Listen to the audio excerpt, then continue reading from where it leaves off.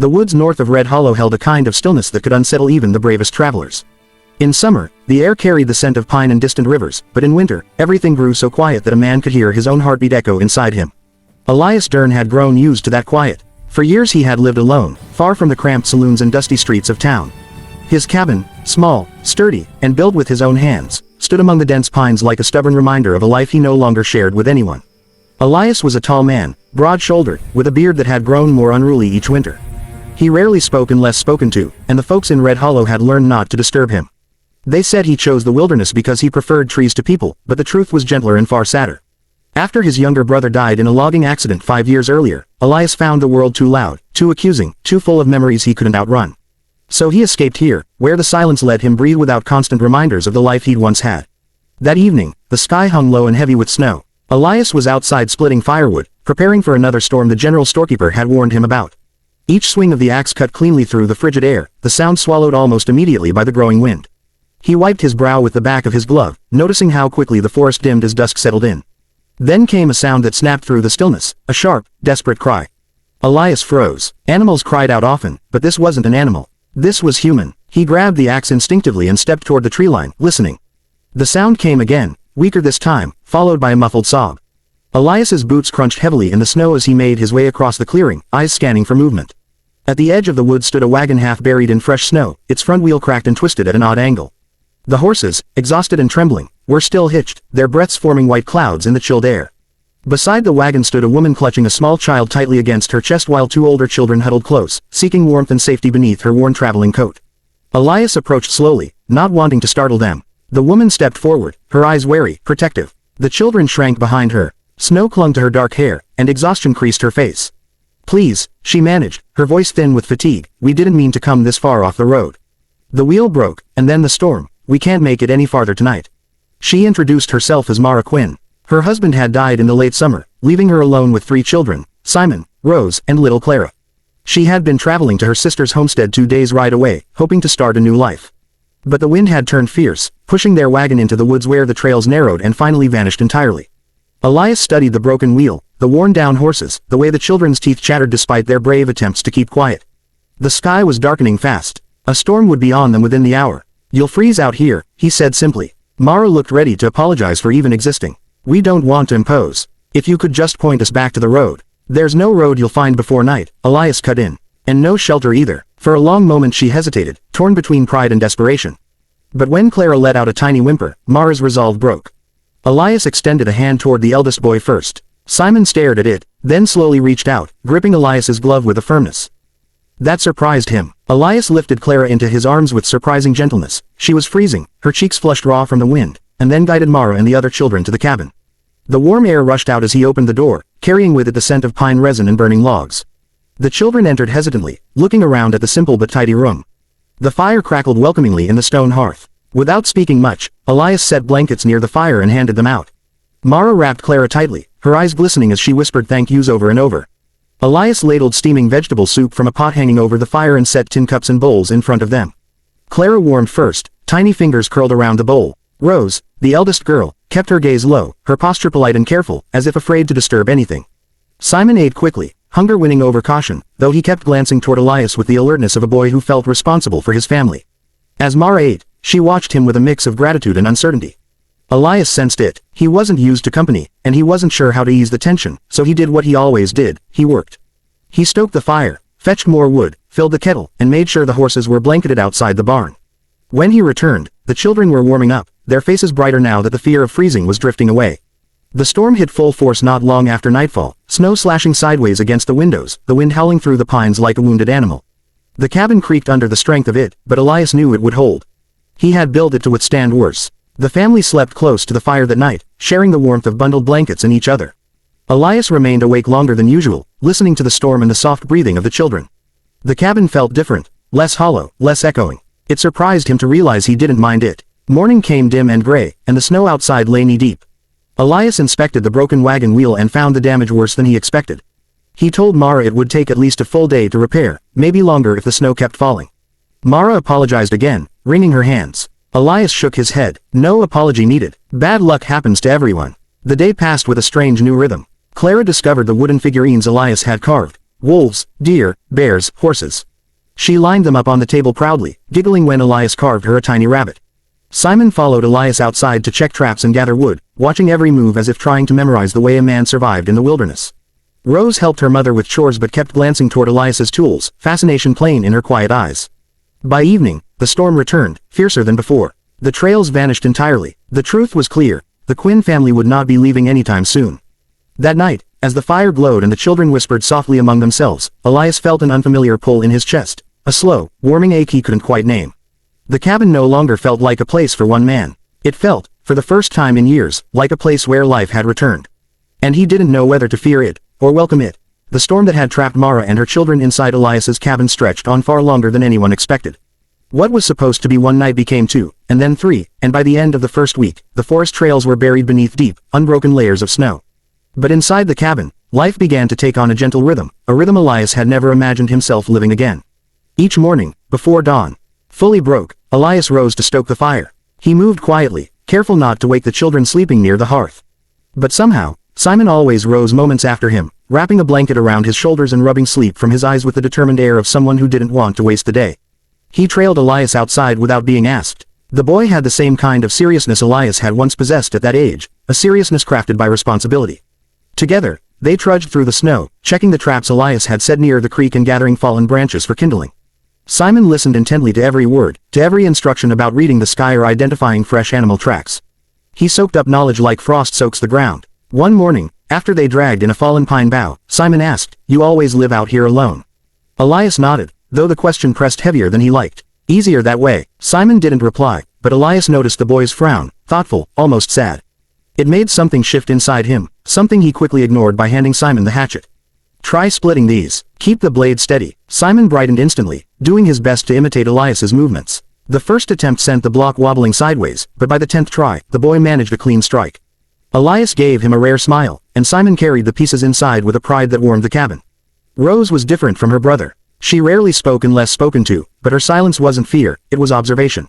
She watched everything with calm, steady eyes. One afternoon, while Mara mended clothing and Clara napped curled up like a kitten, Elias noticed Rose studying his woodcarving tools. He motioned for her to come closer. "You want to try?" he asked. Rose hesitated before nodding. Elias handed her a smooth block of pine and demonstrated how to shave thin curls without cutting too deep. Her first strokes were clumsy, her grip too tight, but she kept at it long after most children would have lost patience. By evening, she had carved the beginning of a tiny bird's body. She showed it to Elias with a shy, proud glance. "Not bad," he said, and Rose's face lit up with a glow he hadn't seen before. Meanwhile, Clara became the heart of the cabin. Her innocent giggles filled the spaces silence once claimed. She followed Elias everywhere, dragging her blanket behind her, asking endless questions in a soft but persistent voice. "Why does the fire crackle? Why is snow cold? Why do trees sleep in winter?" Elias, who'd once spent days without uttering a single word, now found himself giving explanations the best he could. Clara seemed satisfied with even the simplest answers, nodding solemnly before skipping off to rearrange his wooden animal carvings into imaginary families of their own. The presence of the children changed everything, but Mara's presence, steady, gentle, quietly strong, altered the cabin most of all. She moved with a grace that came from years of hardship, a grace Elias couldn't help noticing in small ways. When she cooked, she hummed softly, filling the room with warmth beyond the heat of the stove. When she cleaned, she created order without imposing, careful not to disrupt Elias's routines. When she spoke, her voice carried both kindness and sorrow, an honesty that he found himself drawn to despite every wall he had built. One night, after the children had fallen asleep, Mara and Elias sat near the fire. She handed him a cup of warm tea she'd brewed from herbs she carried in her travel tin. "Your home," she said softly, "has been a blessing to us. I hope we don't disrupt your peace." Elias stared into the flames before answering. "Peace isn't always quiet." Mara absorbed that, her eyes reflecting firelight. She didn't ask about his past, even though the scars on his silence were obvious. She didn't cry. She simply sat with him, sharing a stillness that didn't feel heavy or lonely. In the following days, the snow piled higher, clinging stubbornly to branches and sealing the world in white. Elias checked the wagon wheel and told Mara there was still no safe way to travel. She accepted this with a nod, though worry shadowed her features. She wasn't a woman accustomed to relying on others. Responsibility had carved its lines into her face long before she arrived at his cabin. One afternoon, while Elias worked outside repairing the chicken coop, Mara joined him. She held nails in one hand and a hammer in the other, offering silent assistance. They worked side by side, breath forming pale clouds in the crisp air. At one point, she paused and asked, "Do you ever get lonely?" Elias's hammer slowed. He considered lying, but the truth pressed its way forward. "Sometimes, he admitted, but I got used to it. Mara nodded, her gaze drifting to where the children played near the porch. Loneliness is something people shouldn't get used to. Her words lingered in his mind long after they returned to the cabin. As days continued passing, the odd feeling that had begun in Elias's chest, a warmth unfamiliar yet persistent, grew stronger. The cabin no longer echoed with emptiness. Now it vibrated with life. The sound of tiny boots on the wooden floor, the murmur of Mara teaching Clara to sew, Simon's laughter when he successfully chopped wood without it bouncing away, Rose's quiet humming as she carved in the corner. Elias found himself watching them in unguarded moments. When Mara brushed Clara's hair, her tenderness stirred something deep within him. When Simon asked for advice or looked up to him with admiration, Elias felt a protective pride he had not felt in years. When Rose offered him a carving she'd made, a small bird perched on a twig, he felt a warmth behind his stern exterior that startled him. One morning, after returning from checking the traps, Elias entered the cabin and stopped short. Mara was sweeping, sunlight catching in her hair like strands of gold. The children were gathered around the table drawing on scraps of parchment Elias had dug out of a trunk. For a moment, the scene looked like a home, his home, if life had turned out differently. The realization hit him with an unexpected ache. He walked back outside, needing the cold to steady him. The storm finally began to weaken on the 12th day. The wind quieted, the temperature softened, the paths, still buried, started revealing the faintest outlines of shape beneath the snow. Mara approached Elias with a solemn expression. "It's almost time," she murmured. "We shouldn't overstay your kindness." Elias felt something twist inside him at her words. He simply nodded, but grief, strange, sudden grief, settled in his chest. The morning they prepared to leave, the cabin grew silent again. The children packed their few belongings. Mara folded blankets neatly. Elias hitched the horses to the wagon with hands heavier than usual. Clara hugged his leg before climbing aboard. Rose whispered a quiet thank you. Simon shook Elias's hand firmly, trying to mask the sadness in his eyes. Mara's final glance at Elias held unspoken gratitude and something deeper, something he didn't dare name. Then the wagon creaked forward, wheels cutting through snow. And as the sound of hooves faded down the trail, Elias stood in the doorway of his once lonely cabin, staring at the emptiness they left behind, realizing that somewhere in those 12 days, the quiet he once depended on had changed. And he wasn't sure he wanted it back. 3 days after Mara and the children had left, Elias found himself moving through his chores like a man walking underwater. Everything felt slower, heavier. The cabin creaked the same way it always had, but the sound seemed too loud now, too empty. When he cooked his morning meal, he found himself setting aside extra portions before remembering no one else was there to eat them. When he stepped outside to check the traps, he half expected to see Simon running to catch up. Even Clara's tiny footprints, still visible near the porch where she had stomped around in play, looked like ghosts of warmth already fading from the world. Elias tried to tell himself he would adjust. He had lived alone for years before they came. He could do so again. But the truth was a raw ache he didn't want to admit, not even to himself. The silence no longer felt like peace. It felt like loss. On the third afternoon, snow was beginning to melt in uneven clumps, dripping from branches in slow, steady beads. Elias was splitting wood when he heard it, a distant crunching, deliberate and rhythmic. Hoofbeats. The sound was unmistakable. He paused, axe mid-swing, heart hammering unexpectedly. Travelers rarely came this deep into the woods unless they were lost. He waited, breathing shallowly, unsure whether he dared to hope. The sound grew louder, clearer, until a wagon emerged between the trees. Elias's breath caught. It was them. Mara sat on the bench, hair pulled back beneath her scarf, her face flushed from cold and nerves. Simon held the reins, sitting tall with a seriousness that didn't mask the excitement in his eyes. Rose peeked from behind the canvas tarp, her expression hopeful and shy. And Clara spotted Elias first. She shot upright with a joyous squeal, waving both arms wildly. Elias stepped forward, barely able to form words. Mara climbed down from the wagon, boots crunching in the half-melted snow. She stood a moment, gathering her courage, and then walked toward him with a mixture of apology and hope. We turned back, she said softly. Elias stared, trying to understand. Mara's hands trembled slightly as she pushed a strand of hair behind her ear. "We made camp halfway to my sister's place," she began, her voice unsteady. But something didn't feel right. The children were quiet, too quiet. They wouldn't eat much. They wouldn't talk about the future. Clara cried for most of the night. Rose kept looking back down the road instead of forward. And Simon, she glanced toward her son, who pretended not to listen. He said he didn't want to start life again with strangers. He said he felt safer here. Simon's ears reddened as he tightened his grip on the reins. Rose stepped down from the wagon, holding Clara's hand, both girls watching Elias with anxious eyes. Mara took a breath that trembled. "The truth is, I felt it too. That wrongness, like we were leaving something behind that we weren't meant to." Elias swallowed against the tightness in his throat. He hadn't realized how much he needed to hear those words until they were spoken. "We don't expect anything," Mara continued, her voice barely above a whisper. "I'm not asking for charity or obligations. Only, if you'd allow us, we'd like to stay. Not forever, unless life leads us that way. Just until we find our feet." Elias looked at each of the children in turn. Simon, trying to appear brave but failing to hide how desperately he hoped for a yes. Rose, wringing her hands nervously as she stood by her siblings. Clara, who had already run forward to grab Elias's leg in a tiny, unabashed hug. He felt something inside him break open, something he had kept locked away for far too long. "You can stay," he said quietly. "For as long as you want." Clara immediately cheered, wrapping both arms around his leg in triumph. Rose let out a shaky breath of relief. Simon nodded firmly, trying to look composed, though he wiped his eyes discreetly. Mara's shoulders sagged as if the weight she carried had finally loosened its grip. Her eyes glistened, but she didn't cry. Not yet. They spent the rest of the day getting settled again. Elias helped Simon unhitch the horses, and the boy worked beside him with renewed energy, almost as though he feared that if he stopped, he might wake up and find it all a dream. Rose carried belongings inside the cabin with purpose, placing each item carefully where it had been before, as though restoring pieces of a life she had already begun to accept. Clara immediately resumed arranging Elias's wooden animals into families, reciting names as she went. Mara stood on the porch watching them. When Elias approached, she spoke quietly. "I hope we're not disrupting your life too much." Elias looked at her for a long moment. "Maybe I needed it disrupted." Mara's breath caught, and she looked away with a shy smile. The days that followed felt different, fuller, brighter. Elias began expanding the cabin, adding a second room so the children wouldn't have to sleep crowded on the floor.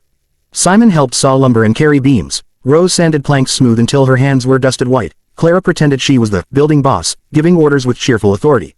Mara cooked meals that filled the cabin with warmth. She patched Elias's shirts, teasing him gently about the holes he'd never bothered to mend. She laughed more now, softly, like someone relearning the sound. Elias found himself watching her when she didn't notice, studying the curve of her smile, the determination in her movements, the quiet bravery she carried. One evening, after the children had gone to sleep, Elias stood outside, listening to the wind rustling through the pines. Mara joined him on the porch, arms wrapped around herself. "I didn't know," she said softly, "that a place could feel like home so quickly." Elias felt heat rise in his chest. "I didn't know that people could, either." Mara turned to him, eyes shining in the dim lantern light. For a moment, neither spoke. The air between them felt like something fragile and new, something they both feared to touch too quickly. The cabin behind them buzzed with the faint sounds of children sleeping, soft breaths, muffled shifting.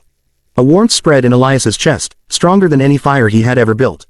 Over the next months, the forest thawed completely, the trails opened again, and life settled into a routine that felt natural, like it had always been meant to be. Simon learned to chop wood better than most grown men. Rose became a skilled carver, crafting little birds and animals so detailed Elias found himself astonished. Clara followed him everywhere, claiming she was his little helper. Mara tended the garden she planted beside the cabin, humming softly as she worked, her hair glowing in the sunlight. Sometimes Elias worked nearby, pretending not to watch her, though his heart always seemed to know she was there. And slowly, without anyone needing to say the words aloud, they became a family, not by blood, not by obligation, but by choice, by shared days and warm nights, by trust, by small acts of love offered quietly and steadily. Elias, the once lonely woodsman, no longer listened for silence. He listened for laughter, for footsteps, for the voices that filled his world with a life he never knew he wanted. A life he would protect with everything he had. A life that had already changed him forever.